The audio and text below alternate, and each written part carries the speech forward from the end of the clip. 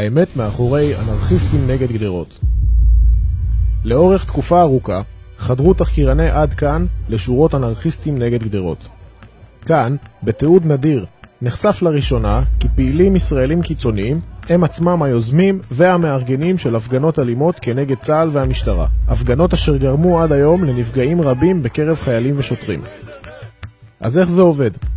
מדי יום שישי יוצאים פעילי אנרכיסטים נגד גדרות מנקודות איסוף בתל אביב ומפזרים את פעיליהם במספר כפרים פלסטינים ביהודה ושומרון.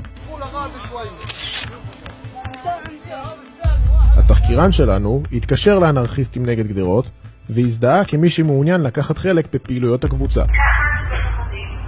מ-1 עד 10, 5. לרגע נדמה כי מדובר בשיחה בין תייר לסוכן האטרקציות המקומי.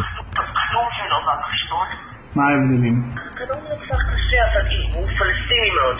טוב, נראה לי שאנחנו נלך על בילים בתור פעם ראשונה. בכפרים פוגשים אנשי הקבוצה את התושבים המקומיים ופעילים אירופאים.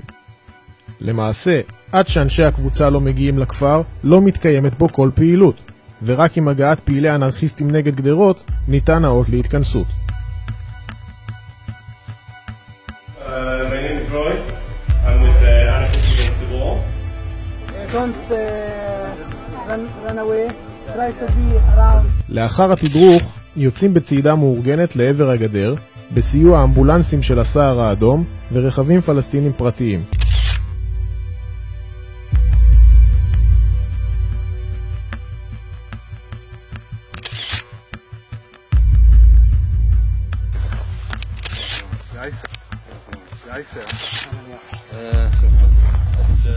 זהו, הכל מוכן.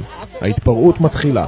הבערת צמיגים, זריקת אבנים על חיילים ושוטרים, השחתת רכבי צה"ל ופעולות לפגיעה בגדר הם חלק בלתי נפרד משגרת האלימות של אנרכיסטים נגד גדרות.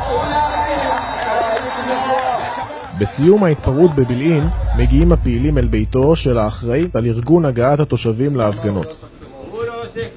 כאשר התחקירן שואל פעיל בכיר בקבוצה מה עמדת אנרכיסטים נגד גדרות על זריקת האבנים, הוא מקבל תשובה ברורה. אנחנו בעד זריקת אבנים או לא? אנחנו בעד זריקת אבנים. תשובה דומה קיבלנו גם מטלי שפירא, האחראית על הבאת פעילים זרים להתפרעויות. נערים פה זורקים בזה, זה עניין של הנערים פה. ואנחנו גם מנסים לגרום למצב שלא יעשו אותה.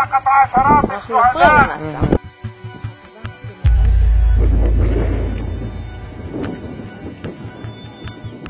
לאבנים והאלימות של האנרכיסטים יש מטרה ברורה, לפגוע ולהרוג חיילים ושוטרים.